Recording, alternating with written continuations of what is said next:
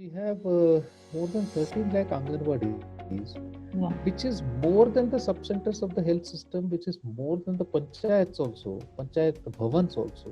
So there is actually a worker for every thousand population. Taking cue from what the Lancet study of 2010 had shown, that it needs to be a multi-sectoral approach. We Right. have to simultaneously build upon the community level activity, raise their demand for quality services, so that it becomes a truly a Jan Andolan, as Poshan Abhiyan talks about.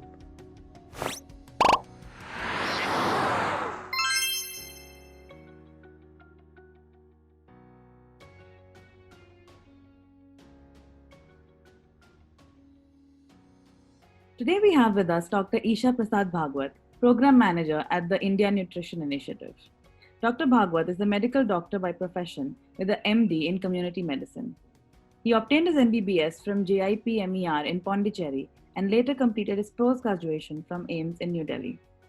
His work has largely centered around maternal and child health nutrition issues in rural areas across several states of India, including work on severe acute malnutrition, promotion of double fortified salt, and preventing neonatal mortality and pediatric blindness. He has worked with the government at both national and state levels and with leading development partners. The social side of medicine has always enthused him, and so he has worked on projects addressing women's empowerment, rural livelihoods, and WASH issues. Lovely to have you joining us, Dr. Bhagwat. Thank you, thank you. Asa, why don't you walk us through, a little bit about how you got started, why you decided community medicine, and working around these societal issues was something that was for you. When I was doing my MBBS in Jipmer, Pondicherry, I came across a number of cases of leprosy. Right. In fact, I did a summer fellowship from ICMR on leprosy. And that is when I started realizing that the social science of medicine is equally important as clinical medicine. And I found preventive medicine to be very logical. I mean, if you can prevent a disease, why Right. not focus upon prevention rather than worry too much about clinical medicine? It is with Mm. that intent that I started work. I went into community medicine and graduated from AIMS. Right. And during my post graduation days, I had a chance to go around India, visit several NGOs, and study the health sector in detail. And once again, the social science kind of enthused me again. And so that is why I went into. I joined BIFE Development Research Foundation. You must have heard of it. It's one of India's leading NGOs based in Pune. And I worked there for quite a long time, worked on a number of health and nutrition projects and WASH projects at the grassroots across several states. Right. And after that, my journey started. I came over to Delhi and started working with the government and leading NGOs on a number of issues. Right. But I still find prevention of disease, and right now in the COVID pandemic, you would have realized Yeah. how prevention plays a much more important role than treatment. Yeah. Absolutely, So sir. find it logical. Yes. Yeah. Okay. Yeah. So it's great to hear about, what got you started in community medicine. Now let's talk about your time at the India Nutrition Initiative. So can you tell us a little bit about how you got started here and kind of give us a bit of a broader picture understanding of how malnutrition and other nutrition related issues are tackled at the initiative? See, the Tata Trusts have always fascinated me. It's Right. one of India's leading trusts. It's 128-year-old. In fact, it's the oldest one, I think. And their tenet that the last person should be reached, the quality of life of India should be improved right from day one, and how an industrialist started planning to give back to society whatever he has done. So that kind of fascinated me. That journey has been fascinating. So when I got a chance to work at the Tata Trusts, Dr. Shankar was the senior advisor there, and he invited me to join this project. I think I was very, very fascinated, and I said immediately jumped at it and agreed to work here. The India Nutrition Initiative is a relatively new initiative of the Tata Trust. It was started in 2015. Tata Trust itself is an umbrella body comprising of several trusts working for 128 years, and the philosophy of always giving back, setting up institutions of excellence, the Indian Institute of Science, the Tata Institute of Social Sciences, to name a few. Right. And so in 2015, around the time NFHS 4, the National Family Health Survey 4 data was released, which showed that India had a humongous problem of, malnutrition amongst women and children. Right. It was when Sir Ratan Tata decided, our chairman decided that he needs to work on women and children's nutrition issues. And so that's why a special body called the India Nutrition Initiative was set up to exclusively focus on nutrition issues. Right. With Dr. Shankar leading it, one of leading India's leading nutritionists, medical doctor himself, a lot of experience in thyroid-related problems, and he was formerly with GAIN, a lot of experience with fortification. So TINI was set up with two broad things. It was experience that was actually counting, and it was excellence in delivery. It was Right. these two pillars that actually planned TINI, and so we started working at TINI. I started in June 2018. Right. Wonderful, sir. So now, obviously, the Tata Trust, as you mentioned, is an absolute, leader in this in the development sector. And we've been looking at the work that Teeny has done over the past few years, which has been tremendous in terms of the unique projects that you have, as well as the impact those are having. So we would just like to quickly touch upon one of those projects, which is the Make It Happen project in Rajasthan, which is in collaboration with the government. So can you walk us through, how the project is really having an impact on the state of nutrition of both mother and children within the state? Yeah, this has been a very, very fascinating, very interesting project that was launched in December 2017 with a generous grant from the TCS Foundation to Tata Trusts. Uh, you see, although malnutrition is a problem, it continues to be a problem. I think the whole issue was that India has a fantastic solution. It was in 75 that India launched the ICDS, the Integrated Child Development Services, Right. and you know it's a beautiful program. It's very well designed. It's a very robust program, and Mm. it's the world's largest program. No one can match it in terms of infrastructure and reach. Right. Do you know, Yamini, that we have more than 13 lakh Anganwadis, Yeah. which is more than the sub-centers of the health system, which is more than the panchayats also, panchayat bhavans also. So there Mm. is actually a worker for every thousand population. Right. This kind of reach no other program has, and Mm. it's very well designed. Right. And it has succeeded in patches, no doubt about it. There are places where Anganwadis work beautifully. Mhm. But overall, the realization has been that over the years, as it gradually became universal, as it gradually started training everyone, that a lot needs to be done about planning, about delivery, about monitoring. Right. So we said, just let's make it happen.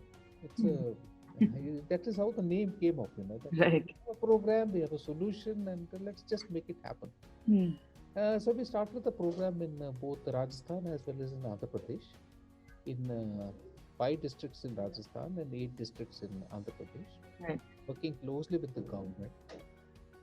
The whole idea being to just strengthen the ICDS, but also taking cue from what the Lancet study of 2010 had shown, that it needs to be a multi-sectoral approach. You Right. have to simultaneously build upon the community level activity, raise their demand for quality services, so that it becomes a truly a Jan Andolan, as Poshan Abhiyan talks about. Absolutely. So simultaneously working on this, both strengthening the system as well as demand generation at the community level. And we came up with some unique interventions. I Mm. think the first one we said was, like any one of us, when we go to office, we like a cheerful atmosphere. Everyone Right. likes a cheerful working place, be it home or be it office. You where you're sitting, Yamini, is such a nice place. See, now, now, why should the Anganwadi worker have a poor place? Right. And one of the observations we had was that the dilapidated buildings needed refurbishment. Mhm. So we, in both Andhra Pradesh and Rajasthan, we actually refurbished these Anganwadis and provided a very cheerful working atmosphere for the Anganwadi workers, Mhm. and a very cheerful, safe environment for the mothers and children. Right. I mean, our prime result was that attendance started increasing. Mm. Children, We have case studies. The children would say to the mothers, "Let's, please take me immediately." Rush. They would pull the mothers to, go to the Anganwadi because Right, they said otherwise we don't get a place at the desk. We are given child desks, right. child-friendly furniture, so they don't get a place because they fight for this. So the children used to fight that we Mm-hmm. want this place and all.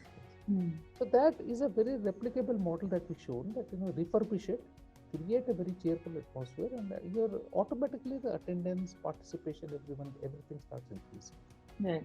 Then we train the workers on this 1,000-day window of opportunity.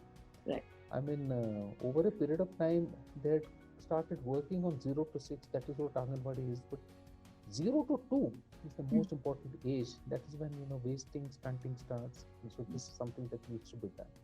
So the 1,000-day window of opportunity was taken up. And a third thing that we did was, a very interesting one. We created what is called the Chalo Chale Anganwadi, Abhiyan. Mm-hmm. I mean, just to raise the profile of the Anganwadi worker and make sure that community starts respecting her. We Right. have story after story of the panchayat telling us, that these Anganwadi workers are not doing much and it's just food being given and the children go away. Right. Right. So, like any one of us, she is also a hard worker. She's a lady working in a village, in a patriarchal society. She's a lady working there, and she has her own self-respect. Yeah. And her, because of what she's earning, she's got a lot of respect in the family. So we created the profile of the Anganwadi worker with Thank You the Anganwadi DB campaigns and Chalo Chale Anganwadi Abhiyan, which was very successful.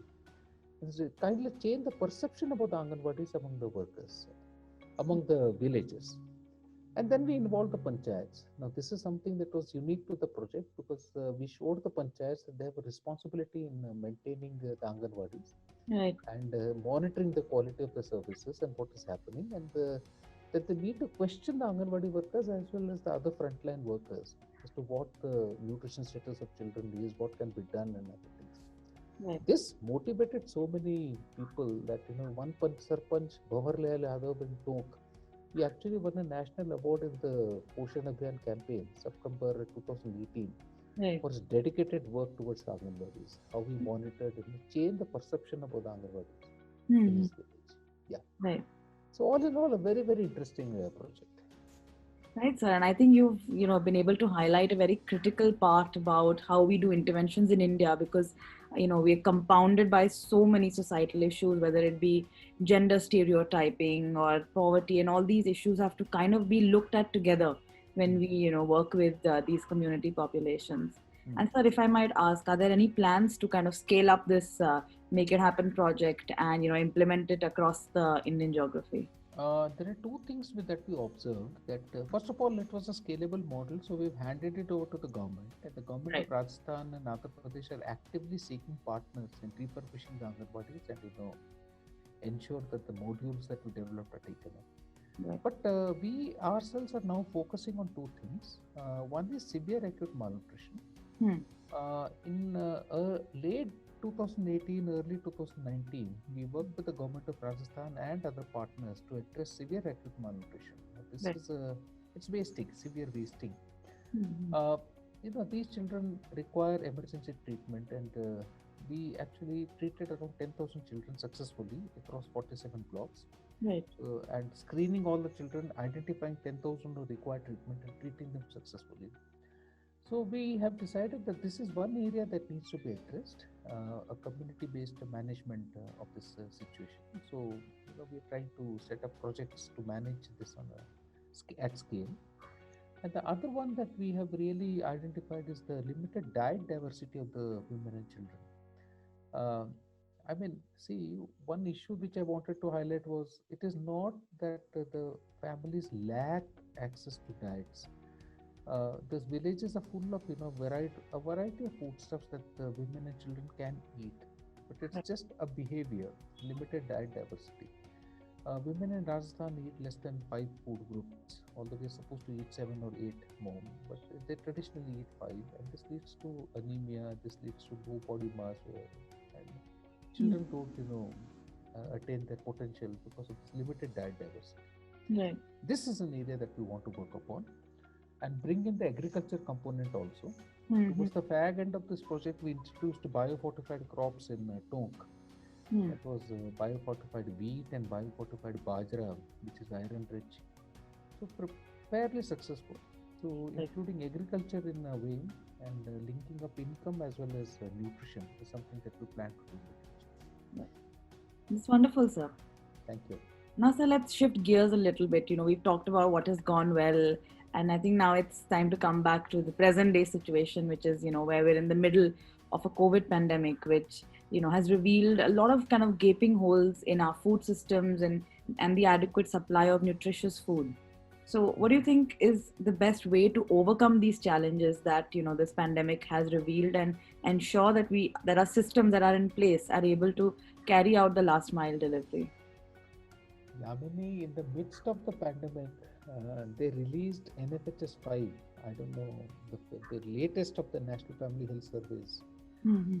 And it's shown a sorry picture that NFHS 4 was 2015. Now, 5 years later, we have NFHS 5. Right. And the situation on the ground has not changed much. And that is a sad story. Mm-hmm. It shows the complexity of working on nutrition, and even now trying to unravel why this happened, including the Right. team, by trying to understand why this is happening. So it's a complex situation. It is not only the COVID pandemic, but it's a larger issues which are at play. That over 5 years, we have not been able to show much change. The COVID pandemic, I differ a bit. It was not uh, food insecurity. It was rather income insecurity. Right. We are now food surplus in many ways. I mean, cereals, our FCI godowns are full of grains. We have a good public distribution system. Food is reaching all parts of the country, Mm-hmm. and there's adequate food available. It was income insecurity actually. People lost their jobs and were not able to purchase it. But even then, see the pandemic. No one can prepare for it. Given the situation, I think India has done fairly well in making sure that after the initial trauma of the migration, the migrants going back and all, after that they settled down, and Mm-hmm. people definitely are getting access to food. That's not a thing. We have not had a increase in cases of hunger across India. We don't see that, except maybe in isolated urban pockets where people were really left stranded. But otherwise, people chipped in the traditional Indian habit of providing langars and providing food to everyone. I think that also helped. So after a few months, I think things settled down. So I don't think that is too much of a problem. Right. But let us wait and see for the next surveys. What do they reveal? Mm-hmm. People have started eating less, and people have suffered. Let's see the data will show. Right. Yeah. Definitely, sir. I think that is an insightful and refreshing perspective from all the negative image that surrounds the pandemic. Hmm. So, sir, you spoke about how you see multi-sectoral convergence as being a very important part of how we tackle the larger issue of malnutrition in the country, and that is something that we at Impact for Nutrition, religiously believe in, and what we are trying to achieve is for Hmm. the private sector to augment the already existing efforts that the government is doing across the geography. So, can you just help us understand what are some ways that you think that the corporate sector can really rally around government efforts and augment and support them in delivering the interventions that they already do? Uh, September in October 2019, we had a meeting with corporates in Rajasthan. The principal secretary also was presiding. Hmm. And one of the facts that was raised at the conference, which is very good, Yamini, is that even if you combine all the budgets of all the corporates across the country Hmm. for nutrition or whatever, it will be just a drop in the ocean. The Hmm. kind of money that the government is already spending on nutrition. Right. So the point was that if you really want to make a difference, corporates should actually engage with the government first and foremost as to what is it that is critically required. Don't design projects on your own. Don't go and start implementing on their own, but really engage with the government and see what is required. Right. Engagement is a twofold advantage. One is it tells you what is to be done, and the second one, it also makes the government accountable. You Hmm. can question the government as to why things are not happening, and slowly and surely the bureaucracy and all will fall into line and systems will start improving. Right, right. That is what I strongly believe is, so don't design things on your own and do something. It's isolated ways. It will never meet the entire requirement. The Right. second one is we have brilliant people in the corporates, and especially the youth are brilliant. I mean, Right. look at the kind of things that the youth are doing at the moment. Amazing things. But they can help in very, very innovative things in looking at Anganwadis.